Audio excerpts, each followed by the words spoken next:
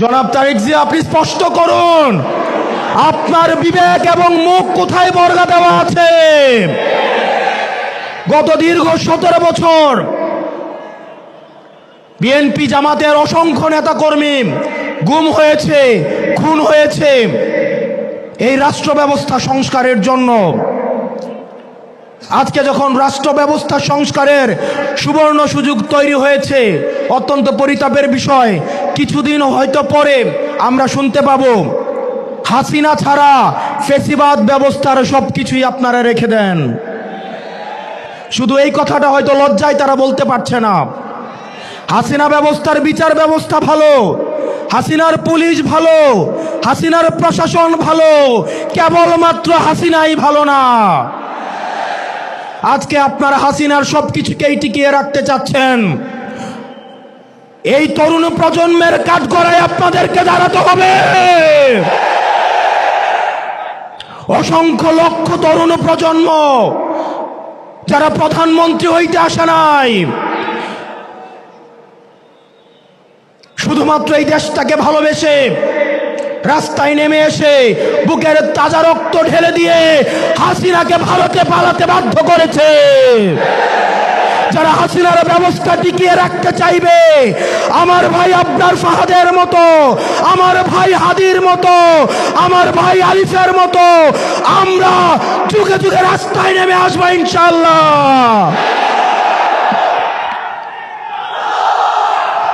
বাংলাদেশ স্পষ্টতই দুই ভাগে বিভক্ত। এক ভাগ গোলামীকে বরণ করার জন্য প্রস্তুত হচ্ছে, আরেক ভাগ আজাদির পক্ষে অবস্থান নিয়েছে। এক ভাগ ভারতীয় আধিপত্যের কাছে মাথা নত করেছে, আরেক ভাগ ভারতীয় আধিপত্যের বিরুদ্ধে বিদ্রোহ ঘোষণা করেছে। আমরা জানি আমাদের পথটা লম্বা, আমাদের এই লড়াইটা অনেক দীর্ঘ। আমাদেরকে আবার সুপ্ত গুপ্তর এই ধরনের তৃতীয় শ্রেণীর ভাষা দিয়ে আবার হত্যাযোগ্য করে তোলার ষড়যন্ত্র করা হচ্ছে। মিডিয়া খুব সূক্ষ্মভাবে মানুষের কনসেন্ট ম্যানুফ্যাকচার শুরু করেছে।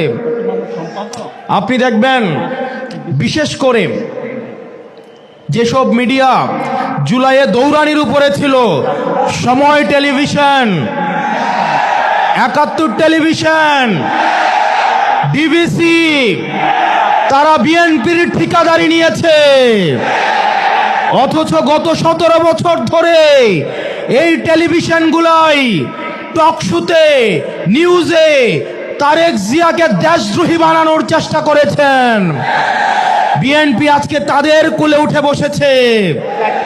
বিএনপি বিশ্বাস করেন কিছুদিনের মধ্যেই এই মিডিয়াগুলো আপনাদের পেটে এবং পিঠে ছুরি মারার জন্য রেডি হয়ে গিয়েছে। সময় টেলিভিশন, 71 এবং ডিবিসি, এই মিডিয়াতে যারা কাজ করেন তারা আমাদের কাছে এসে বলেন, আমরা যদি একটা নিউজ ছাপাইতে যাই, সেখানের হেড অফ নিউজ এবং সেখানের যিনি চিফ থাকেন সেই নিউজ উনি প্রত্যাখ্যান করে দেয়। সাংবাদিকরা এসে আমাদেরকে দুঃখ দুর্দশার কথা বলে। আমরা দেখলাম 71-এর মালিক গত 17 বছর ধরে গুপ্ত এবং শিবির জামাতের পরিচয়ে জামাত শিবিরের নেতাকর্মীদের হত্যা করার বৈধতা উৎপাদন করেছে। অত্যন্ত পরিতাপের বিষয়, 71 টিভির মালিক এখন তারেক জিয়ার অন্তরঙ্গ বন্ধুতে পরিণত হয়েছে। এগুলো খুব দুঃখজনক ঘটনা। ইনশাআল্লাহ আগামীর যে বিপ্লব হবে, এই চূড়ান্ত বিপ্লব হবে এই দালাল মিডিয়ার বিরুদ্ধে। দ্বিতীয়ত, প্রশাসনের যে ভাইয়েরা রয়েছেন, মিলিটারিতে যারা চাকরি করেছেন, আপনাদের প্রতি মানুষের যে অনাস্থা তৈরি হয়েছে, সেই অনাস্থা পুনরুদ্ধারের সময় হচ্ছে এই নির্বাচন। এই নির্বাচনের মধ্য দিয়ে পুলিশ প্রশাসন এবং মিলিটারি আপনারা জনগণের বন্ধু হয়ে উঠুন। আপনারা কোনো দলের নয়, আপনারা বাংলাদেশের 20 কোটি জনগণের। আমরা আপনাদের কথা দিচ্ছি, আপনারা বিএনপি হওয়ার দরকার নাই, আপনারা জামাত হওয়ার দরকার নাই, গুলশানে লাইন দেওয়ার দরকার নাই, ধানমন্ডিতে যাওয়ার দরকার নাই, মগবাজারে যাওয়ার দরকার নাই। আপনাদের বৈধতা কেবলমাত্র জনতা। আপনারা বেনজির হারুনের ঘটনা ভুলে যায়েন না, আপনারা ওসি প্রদীপের ঘটনা ভুলে যায়েন না, আপনারা ডিবি হারুনের কথা ভুলে যায়েন না। প্রিয় পুলিশ ভাই, প্রিয় মিলিটারি ভাই, প্রিয় সেনাবাহিনী, আপনাদের কাঁধে আজ একটা মহান দায়িত্ব এসে পড়েছে। আপনারা কত স্বচ্ছ, নিরপেক্ষ এবং অংশগ্রহণমূলক নির্বাচন জাতিকে উপহার দিতে পারেন, সেটার মধ্যেই আপনাদের আস্থা ফিরে আসবে। আপনারা কোনো দলের গোলামি করার দরকার নাই। যাতে আপনাদের দিকে তাকিয়ে আছে, যেভাবে 5ই আগস্ট আপনারা জনতার কাতারে নেমে এসেছেন, ঠিক সেভাবে 12ই ফেব্রুয়ারি জনতার পক্ষ হয়ে আপনারা জাতিকে একটা নির্বাচন উপহার দিবেন। আমরা জনাব তারেক জিয়া রহমানের বিভিন্ন বক্তব্য শুনতে চাই। অত্যন্ত পরিতাপের বিষয়, হা ভোট এবং না ভোট নিয়ে ওনার একটা শব্দ আমরা দেখতে পাই নাই। জনাব তারেক জিয়া, আপনি স্পষ্ট করুন আপনার বিবেক এবং মুখ কোথায় বর্গা দেওয়া আছে। গত দীর্ঘ 17 বছর বিএনপি জামাতের অসংখ্য নেতা কর্মী গুম হয়েছে, খুন হয়েছে এই রাষ্ট্র ব্যবস্থা সংস্কারের জন্য। আজকে যখন রাষ্ট্র ব্যবস্থা সংস্কারের সুবর্ণ সুযোগ তৈরি হয়েছে, অত্যন্ত পরিতাপের বিষয়, কিছুদিন হয়তো পরে আমরা শুনতে পাবো হাসিনা ছাড়া ফেসিবাদ ব্যবস্থার সবকিছুই আপনারা রেখে দেন। শুধু এই কথাটা হয়তো লজ্জায় তারা বলতে পারছে না। হাসিনা ব্যবস্থার বিচার ব্যবস্থা ভালো, হাসিনার পুলিশ ভালো, হাসিনার প্রশাসন ভালো, কেবলমাত্র হাসিনাই ভালো না। আজকে আপনারা হাসিনার সবকিছুকেই টিকিয়ে রাখতে চাচ্ছেন। এই তরুণ প্রজন্মের কাঠগড়ায় আপনাদেরকে দাঁড়াতে হবে। অসংখ্য লক্ষ তরুণ প্রজন্ম যারা প্রধানমন্ত্রী হইতে আসে নাই,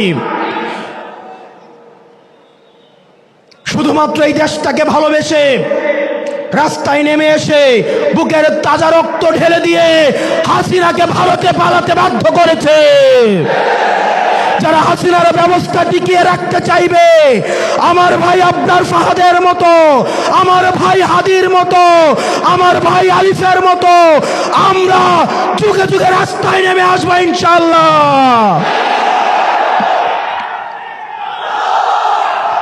বাংলাদেশ স্পষ্টতই 2 ভাগে বিভক্ত। এক ভাগ গোলামীকে বরণ করার জন্য প্রস্তুত হচ্ছে, আরেক ভাগ আজাদির পক্ষে অবস্থান নিয়েছে। এক ভাগ ভারতীয় আধিপত্যের কাছে মাথা নত করেছে, আরেক ভাগ ভারতীয় আধিপত্যের বিরুদ্ধে বিদ্রোহ ঘোষণা করেছে। আমরা জানি আমাদের পথটা লম্বা, আমাদের এই লড়াইটা অনেক দীর্ঘ।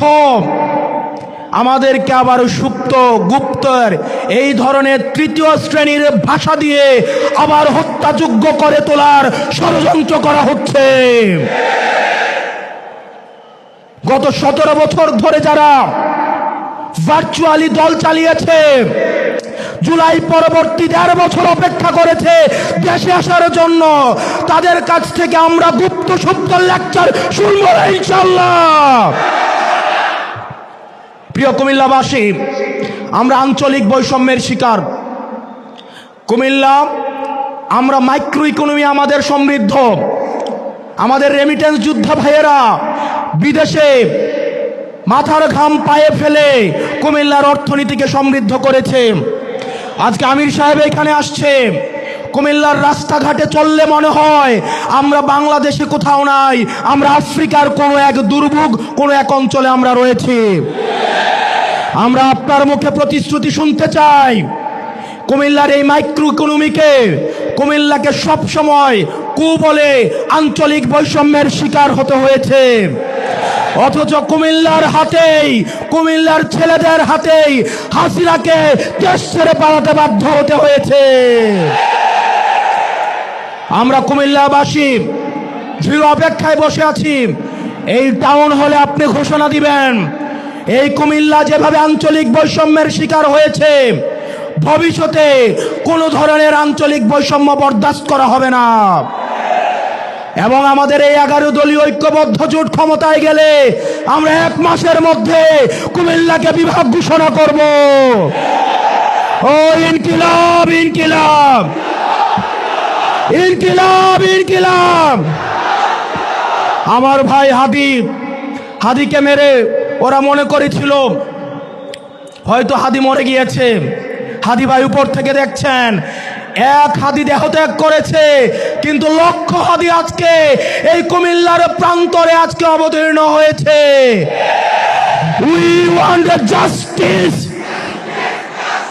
We want justice. We want justice. আসসালামু আলাইকুম ওয়া রাহমাতুল্লাহ।